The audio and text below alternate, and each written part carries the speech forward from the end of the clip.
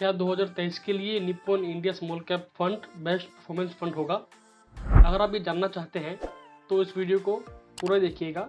इसमें मैं आपको कुछ फैक्टर्स बताऊंगा इस फंड के बारे में। तो नमस्कार दोस्तों, स्वागत है आपका आज की इस वीडियो के अंदर। आज हम, जैसा कि मैंने आपको बताया कि आज हम एक Nippon India small cap fund जो है, इस फंड के बारे में बात करेंगे। इसकी डिटेल में देखेंगे कि फंड के पैरामीटर्स क्या हैं, फंड का रिटर्न क्या रहा है एंड फंड्स के जो पोर्टफोलियो है उस पोर्टफोलियो में क्या चेंज हुआ है। मतलब जैसा कि हम जानते हैं कि म्यूचुअल फंड्स जो है स्टॉक्स के अंदर अपना पैसा लगाता है, स्टॉक्स बाय करता है। तो इस वीडियो में देखेंगे कि निप्पॉन ने कौन से स्टॉक्स लिए हुए हैं और उन स्टॉक्स की वेटेज क्या है, मतलब टोटल फंड साइज का कितना परसेंटेज उसके अंदर इन्वेस्टेड है, और पिछले मंथ क्या था, इस मंथ क्या है, क्या कोई स्टॉक्स में से एग्जिट हुए हैं या कोई स्टॉक उन्होंने बाय किया है, खरीदा है। तो पूरा डिटेल में देखेंगे। अगर आप लोगों ने निप्पॉन के इस फंड के अंदर इन्वेस्ट किया हुआ है तो ये वीडियो आपको पूरा देखना चाहिए और ज़रूर देखना चाहिए, क्योंकि अगर आप इन्वेस्टमेंट कर रहे हैं उस पर नज़र रखना भी आपकी जिम्मेदारी है। अगर आप नज़र नहीं रखेंगे तो जो आज बेस्ट परफॉर्मेंस फंड है वो 2 साल बाद या 1 साल बाद वोस्ट हो जाएगा। जैसा कि हम जानते हैं कोई भी एक फंड हमेशा बेस्ट नहीं रहता। तो वीडियो को अंत तक देखिएगा, इससे आपके जो भी कुछ डाउट्स वगैरह होंगे वो क्लियर हो जाएंगे और आपको मेनली इस फंड की परफॉर्मेंस पता लग जाएगी। तो लेकिन वीडियो शुरू करने से पहले अगर चैनल में पहली बार आए हैं तो प्लीज़ चैनल को सब्सक्राइब कीजिए, वीडियो अच्छी लगे वीडियो को लाइक कीजिए, वीडियो को शेयर कीजिए। चलिए स्क्रीन पर देखते हैं। पहले हम इस फंड की, इस स्कीम की फैक्ट शीट देख लेंगे। उसके ऊपर जो एएमसी ने, जो निप्पॉन फंड हाउस ने जो बोला है उसको पहले हम देखेंगे, एनालाइज करेंगे। फिर उसके बाद हम इसका पोर्टफोलियो देखेंगे एक्सेल के ऊपर कि कैसे कैसे क्या क्या चेंजेस हुए हैं। दोस्तों यहाँ पे देख रहे हैं आपको ये Nippon India small cap fund, जैसा कि मैं बताया मैंने आपको कि आज इसके बारे में बात करेंगे। ये जो डाटा है 30 अप्रैल तक की फैक्ट शीट है, मतलब अप्रैल की जो फैक्ट शीट मई में आती है तो ये मई की फैक्ट शीट है। अभी जून वाली फैक्ट शीट अभी तक आई नहीं है, क्योंकि मई की फैक्ट शीट जून में आती है अभी तक आई नहीं है, क्योंकि आज 6 तारीख की हुई है तो कुछ समय लगता है फैक्ट शीट आने में। तो इसलिए हम 30 अप्रैल तक की देखेंगे, चलेगा हमारे लिए। तो जैसा कि हम जानते हैं बेसिक ये ओपन एंडेड स्कीम है ये, मतलब कि आप कभी भी बाय सेल कर सकते हैं। क्लोज एंड में होता है कि आपने एक बार बाय कर लिया तो फिर आपको आप सेल नहीं कर सकते जब तक उसकी मेच्योरिटी नहीं आ जाती। तो मेनली डेट फंड के अंदर होता है, डेट स्कीम के अंदर होता है। इक्विटी में हमेशा ओपन एंडेड स्कीम्स ही रहती हैं। फंड 2010 में लॉन्च हुआ था, 16 सितंबर 2010 को। दोस्तों उसके फंड मैनेजर देख लेते हैं। इस स्कीम को 2 फंड मैनेजर मैनेज कर रहे हैं। सब एक नंबर 1 पे है समीर, जो 2017 से मैनेज कर रहे हैं, जिनको 31 साल का एक्सपीरियंस है इंडस्ट्री के अंदर। और दूसरे नाम पे तेजस फरवरी 2023 से स्टार्ट किया इन्होंने इस फंड को मैनेज करना, और इनको भी टोटल 17 साल का एक्सपीरियंस है इंडस्ट्री के अंदर। तो दोनों वेल एक्सपीरियंस है, काफ़ी अच्छा एक्सपीरियंस है दोनों को, और ये 2 लोग इस फंड को मैनेज कर रहे हैं। अगर हम इसका इंडेक्स बेंचमार्क देखें, मतलब बेंचमार्क के अगर हम किस चीज़ में इन्वेस्ट करते हैं या कुछ चीज़ खरीदते हैं उसको हम कंपेयर करते हैं कि वो उस चीज़ के मुकाबले हमारी जो फंड है वो कैसे परफॉर्म किया है। तो इसके लिए हम जो कंपेरिजन करेंगे वो Nifty small cap 250 TRI total price index, इसके मुकाबले हम कंपेयर करते हैं। तो अगर इसके ऊपर अच्छा परफॉर्म किया है तब अच्छी बात है, अगर इससे भी कम परफॉर्म किया है तो हम बड़ा पैसा इस स्कीम में क्यों लगाएंगे, एक्टिव में क्यों लगाएंगे, जब पैसिव में चले जाएंगे। हमारा एक्टिव में लगाने का मतलब यही होता है कि हम पैसिव से ज़्यादा हमें रिटर्न मिले। जब हमें पैसिव से कम रिटर्न मिलेगा तो हम एक्टिव में पैसा क्यों लगाएंगे अपना। तो इसलिए जो भी एक्टिव फंड मैनेजर होते हैं उनकी कोशिश ये होती है कि वो हमेशा इंडेक्स को बीट करें। लार्ज कैप में, ब्लू चिप के अंदर तो दिक्कत होती है इंडेक्स को बीट करने के लिए, लेकिन इन चीज़ में index small cap, mid cap में या कॉन्ट्रा फंड्स जो होते हैं या जो सेक्टर फंड होते हैं वो मेजरली, मतलब मेनली इंडेक्स को बीट कर देते हैं मैक्सिमम केसेस के अंदर। तो इसलिए ये फंड ने भी अपने इंडेक्स को बीट किया है। अभी देखेंगे हम तो इसका AUM रहा है, एसेट अंडर मैनेजमेंट, जो एवरेज रहा है वो 25,436 करोड़ का रहा है। मतलब इतना पैसा इसके अंदर इन्वेस्टेड है। और जो मंथ एंड पे जो था वो 26,293 करोड़ रुपए का AUM था। मतलब कितना पैसा लोगों का इस स्कीम के अंदर इन्वेस्टेड है। NAV देख लेते हैं। जो NAV है इसका, ग्रोथ प्लान का जो NAV है 95 का है। IDCW का जो प्लान का है 60 रुपये का है। और डायरेक्ट का अगर हम देखें तो 105 रुपये के आसपास का इनका NAV आता है। ये सब आप NAV दिखे हुए हैं, आप देख सकते हैं इनका NAV को स्क्रीन पोस्ट करके। फिर यहाँ पे जो इनका वोलेटिलिटी मेजर्स देख लेते हैं। जो बीटा है इसका 0.83 का है, शार्प रेशियो इसका 0.52 का है, और स्टैंडर्ड डिविएशन इसका 5.23 का आता है। अगर हम पोर्टफोलियो टर्नओवर देखें, टर्नओवर मतलब कि कितनी बार बाय सेल किया गया है एक महीने के अंदर, तो 0.21 का आता है। मतलब कि 100 में से 21 बार फंड मैनेजर ने कुछ स्टॉक्स को बाय सेल किया गया है। अगर हम इसका एक्सपेंस रेशो देखें, अगर आप डेवलप प्लान में जाएंगे तो 1.63 का एक्सपेंस रेशो आता है, डायरेक्ट में 0.82 का आता है। Expense ratio. एंट्री लोड इसके अंदर नहीं है कि एंट्री लोड मतलब कोई भी अगर आप इन्वेस्ट करेंगे कोई पैसा नहीं देना होता। हाँ, अगर आप 1 साल से पहले, आप 1 साल नहीं, हाँ माफ़ कीजिएगा, अगर आप 1 महीने से पहले एग्जिट कर लेते हैं यूनिवर्सल अलॉटमेंट की डेट के बाद, तो आपको 1% का एक्सिट लोड देना पड़ेगा।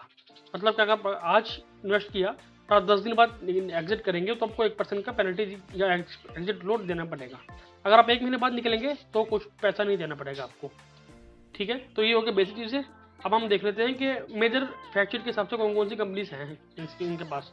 तो सबसे पहली हिंदुस्तान एरोनॉटिक्स HAL जो है, इसके अंदर पैसा लगा रखा है इन्होंने 1.18% का इसके अंदर पैसा है। एग्रीकल्चर में इनका बलरामपुर चीनी के अंदर पैसा लगाया हुआ है। ऑटो कंपोनेंट्स के अंदर ट्यूब इन्वेस्टमेंट इंडिया करके है। महिंद्रा सीन ऑटोमोबाइल्स में पैसा लगाया हुआ है इन्होंने। बैंक के अंदर HDFC है, बड़ौदा है, एक्सिस बैंक है, यहाँ पे पैसा लगा हुआ है इनका। केमिकल में देखिए नवीन फ्लोरेंस है, फाइन ऑर्गेनिक है, कंस्ट्रक्शन में L&T है आपका, कंज्यूमर में बजाज इलेक्ट्रिकल, और इलेक्ट्रिकल इक्विपमेंट के अंदर अपेयर इंडस्ट्रीज़ है, भारत हैवी, BEL जैसे हम कहते हैं वो है, पोरोवाला फनकोर, भाई सारी कंपनी टॉप है, मतलब टॉप की इनकी होल्डिंग है, जो पैसा यहाँ पे लगा हुआ है इनका, इन कंपनी के अंदर पैसा इन्वेस्टेड है। फिर इसके बाद आती है हमारी रिटर्न का। अगर आपने 10,000 रुपये हर महीने इन्वेस्ट किया है, तो उसके ऊपर SIP का है, आपने जो इन्वेस्ट किया है जब से फंड लॉन्च हुआ तब से अगर आपने स्टार्ट 10,000 की SIP की है तो 15,20,000 की इन्वेस्टमेंट हो गई है आपकी। आपने टोटल इन्वेस्ट किया है 15,20,000 रुपये के आसपास का, और जो पैसा बना है वो बना है आपका 71,24,638 रुपये के आसपास। ये आपको स्क्रीन पे दिख रहा है। सेम 10 साल में आपने 12 लाख इन्वेस्ट किया, 12 लाख का आपको 39 लाख हो गया। 5 साल में 6 लाख का 11 लाख हुआ है। 3 साल में 3,60 का 5.5 लाख के आसपास हुआ है, और 1 साल में 1,20 का 1,29 के आसपास हुआ है। और रिटर्न देखें तो रिटर्न जो आता है इनका 22%, 22%, 26%, 29% और 16% 1 साल के अंदर। यही अगर हम बेंचमार्क की देखें, अगर बेंचमार्क रिटर्न देखता हूँ मैं, तो बेंचमार्क ने स्क्रीन से सब्सक्रिप्शन से 13% का दिया है, इसने 22% का दिया है CAG रिटर्न। 10 साल में 14% और 22%, 18%, 26%, 19%, 29%, और पिछले 1 साल के अंदर 7% और 16% का रिटर्न बेंचमार्क ने दिया है। तो अगर हम इसकी इंडस्ट्री एलोकेशन देखें कि कौन कौन से सेक्टर में कितना कितना अमाउंट लगा हुआ है, तो अभी देख सकते हैं कि इंडस्ट्री प्रोडक्शन में 10% है इनका अमाउंट टोटल वेटेज, बैंक्स में 7.5% के आसपास है, ऑटोमोबाइल्स में 6.63% है, एंड सो ऑन आप देख सकते हैं। तो ये तो रहा फैक्ट शीट के हिसाब से कि कितना पैसा कहाँ पे हमारा इन्वेस्टेड है। अब हम देखते हैं एक्सेल के ऊपर पोर्टफोलियो में क्या क्या चेंजेस किया गया है इनकी तरफ से। तो ये इनका पोर्टफोलियो है। टोटल इनके पास अगर हम देखें एक्सेल के ऊपर, तो टोटल इनके पास जो अभी कंपनीज है वो 172 के आसपास कंपनीज है। हाँ, 172 कंपनीज इनके पास है। तो ये सब सेक्टर्स के अंदर इनकी कंपनीज है, और ये वैल्यू लिखी हुई है। अब ये देख लेते हैं पहले कि कौन कौन सी कंपनी इन्होंने ऐड की है इस महीने के अंदर। तो अगर मैं इसको फिल्टर करता हूँ 0% पे, तो ये कंपनी अप्रैल के महीने में इनके पोर्टफोलियो के अंदर नहीं थी, लेकिन अभी इन्होंने ऐड किया है। जैसे कि सैनोफी इंडिया करके है, Crystal Institute, Extra Microwave, Zomato, Angel One, Gabriel West Life और गेटवे, ये कंपनीज पहले इनके पोर्टफोलियो के अंदर नहीं थी, अब इन लोगों ने ऐड किया है, और ये इनका चेंजेस परसेंटेज है। मतलब कि इतने परसेंट इन लोगों ने अपने टोटल 25,000 का जो 26,000 का AUM था उसके परसेंटेज में इतना पैसा यहाँ पे इन्वेस्टेड है। तो अगर हम वैसे अगर हम देखें तो सबसे ज़्यादा चेंजेस हुआ है इंटरग्लोबेशन। इसके अंदर भी इन लोगों ने जो पहले 0.66% का था वो अभी 1.11% का हो गया है इसके अंदर वेटेज जो इनका है। मतलब कि इन्होंने अपनी होल्डिंग इंक्रीज की है इसके अंदर। फिर क्रेडिट एक्सेस करके है, यहाँ पे इन्होंने अपनी 0.39% से होल्डिंग अपनी इंक्रीज की है। फिर एक्स्ट्रा में जैसे मैंने बताया कि ये कृष्णा इंस्टीट्यूट में भी इनकी होल्डिंग इंक्रीज हुई है 0% थी, मतलब अभी इन्होंने फ्रेश बाइंग की है।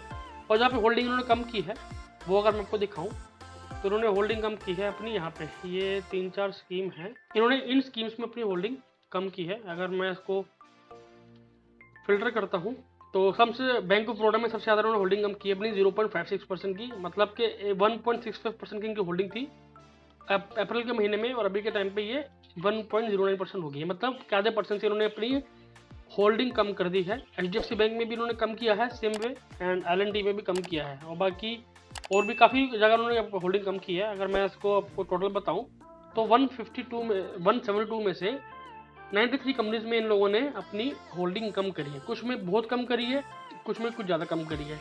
तो ये पूरा पोर्टफोलियो था। होप कि आपको वीडियो अच्छा लगा होगा। अगर आपने स्कीम के अंदर इन्वेस्ट किया हुआ है तो ये चीज़ें आपको बेनिफिशियल होंगी या और आप भी इसको खुद भी सर्च कर सकते हैं। अगर मेरे से कुछ रह गया बताने इस वीडियो के अंदर तो प्लीज़ कमेंट सेक्शन में ज़रूर बताइएगा कि क्या चीज़ मैंने कवर नहीं करी है, तो नेक्स्ट वीडियो में उसको कवर करूँगा। और अगर आपने इस चीज़ के अंदर इस फंड में इन्वेस्ट किया हुआ है तो अच्छी बात है, आपने किया हुआ है। अगर आपने नहीं किया, आप इस वीडियो के बाद देख के करना चाहेंगे तो प्लीज़ अपने फाइनेंशियल एडवाइज़र या म्यूचुअल फंड डिस्ट्रीब्यूटर से बात कीजिएगा, क्योंकि ये वीडियो कोई भी रिकमेंडेशन या एडवाइस नहीं है, प्योरली एजुकेशन पर्पस के लिए वीडियो थी। क्योंकि mutual fund are subject to market risk, read all scheme related documents carefully before investment. तो जैसे कि हमारा डिस्क्लेमर है, तो आप मेरी इस वीडियो को देख के या इस वीडियो को बिल्कुल भी एडवाइस या रिकमेंडेशन मत समझिएगा। ये वीडियो ओनली एजुकेशन पर्पस के लिए थी, कोई भी रिकमेंडेशन या एडवाइस नहीं थी। तो वीडियो खत्म करने से पहले अगर आपने चैनल को सब्सक्राइब नहीं किया हुआ है तो प्लीज़ चैनल को सब्सक्राइब कीजिए। वीडियो अच्छी लगे वीडियो को लाइक कीजिए, वीडियो को शेयर कीजिए। कुछ पूछना है या कुछ सजेशन देना है तो प्लीज़ कमेंट सेक्शन में बताइए एंड चैनल को सब्सक्राइब कीजिए। मैं मिलता हूँ आपसे अगली वीडियो में, तब तक के लिए गुड बाय, टेक केयर।